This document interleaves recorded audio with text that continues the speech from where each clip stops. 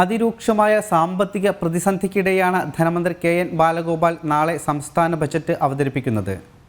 ബജറ്റിൽ ആരോഗ്യമേഖലയ്ക്കായി കൂടുതൽ തുക വകയിരുത്തിയില്ലെങ്കിൽ പദ്ധതി നടത്തിപ്പുകൾ ഉൾപ്പെടെ പൂർണ്ണമായി സ്തംഭിക്കും. ഭീമമായ തുകയാണ് ആരോഗ്യമേഖലയ്ക്ക് കുടിശ്ശികയായി ഉള്ളത്.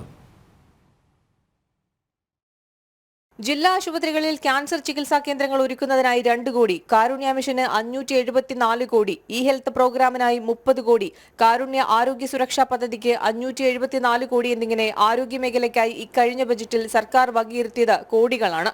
എന്നാൽ തുക അനുവദിച്ച് നൽകുന്നതിൽ സർക്കാരിന്റെ ഭാഗത്തുനിന്നുണ്ടായത് ഗുരുതര അനാസ്ഥ. ഈ ബജറ്റിലെങ്കിലും കൂടുതൽ തുക വകയിരുത്തിയില്ലെങ്കിൽ ആരോഗ്യമേഖലയുടെ പ്രവർത്തനങ്ങൾ പൂർണ്ണമായി സ്തംഭിക്കും. 8ഓളം പദ്ധതികളുടെ നടത്തിപ്പുമായി ബന്ധപ്പെട്ട് ഭീമമായ തുകയാണ് ആരോഗ്യവകുപ്പിന് കുടിശ്ശികയായുള്ളത്. അടിയന്തരമായി നടപ്പിലാക്കേണ്ട പദ്ധതികൾക്ക് പോലും സർക്കാർ മതിയായ തുക അനുവദിച്ചിട്ടില്ല.